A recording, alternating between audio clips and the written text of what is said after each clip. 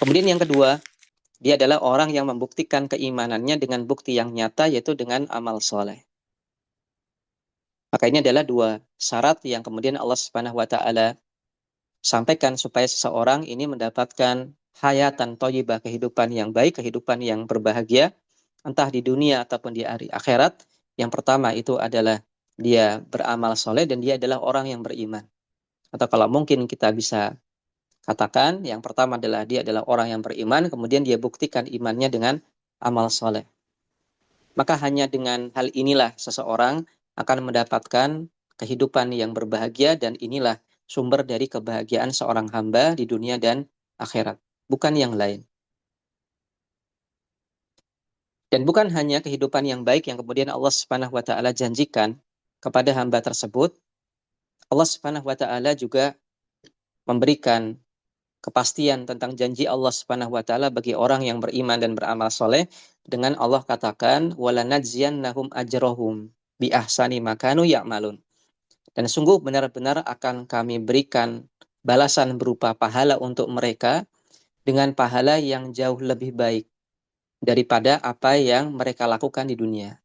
Dari apa yang kalau dibandingkan dengan amalan yang telah mereka lakukan di dunia.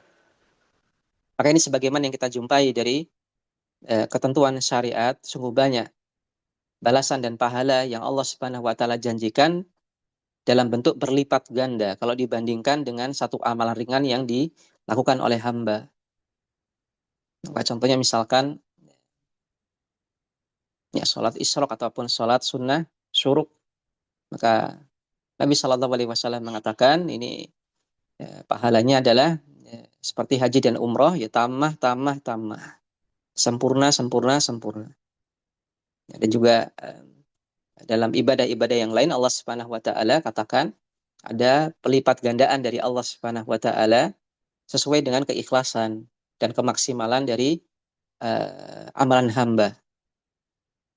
Maka dengan satu amalan yang ringan, maka Allah Subhanahu wa taala berikan pahala yang berlipat ganda, terlebih khusus ketika nanti Allah Subhanahu wa taala masukkan hamba tersebut ke dalam surga, Allah akan berikan pahala yang jauh besar, lebih besar daripada kalau dibandingkan dengan amalan yang kemudian seorang hamba itu lakukan di dunia.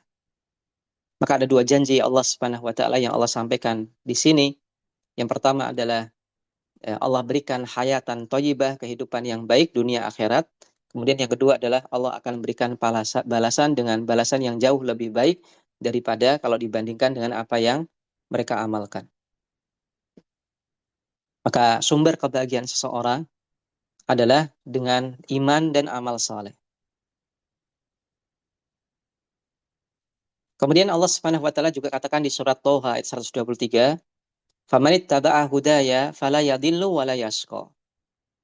Kemudian barang siapa yang mengikuti petunjuk dariku, maka dia tidak akan tersesat dan dia tidak akan celaka, yaitu di dunia dan akhirat. Maka sumber musibah dari seorang hamba itu adalah kesesatan. Kesesatan di dunia yang ini berefek kesesatan di akhirat.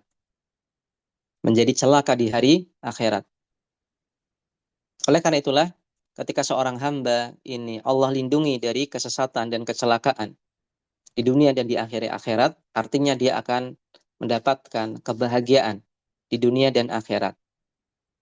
Dan syaratnya adalah satu, sebagaimana yang Allah katakan di surat At-Thaha 123 ini, yaitu ittaba'a hudaya, mengikuti petunjukku. Apapun petunjuk dari Allah Subhanahu wa taala, apa yang Allah Subhanahu wa taala sampaikan dalam Al-Qur'an ataupun melalui lisan Rasulnya Shallallahu alaihi wasallam dalam hadis-hadis beliau, entah itu kemudian berupa berita tentang masa lalu, masa sekarang ataupun masa depan, ataupun tentang perintah Allah Subhanahu wa taala ataupun tentang larangan Allah Subhanahu wa taala, maka semuanya harus kemudian diimani. Harus kemudian diikuti.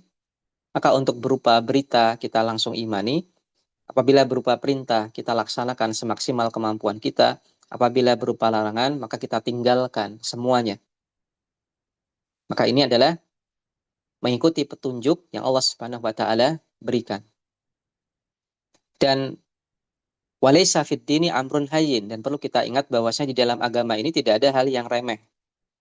Entah itu berupa larangan ataupun perintah. Tidak boleh kemudian kita remehkan. Wajib untuk perintah kita amalkan dengan penuh pengagungan, dan untuk larangan kita tinggalkan dengan penuh pengagungan dan rasa takut kepada Allah Subhanahu wa taala.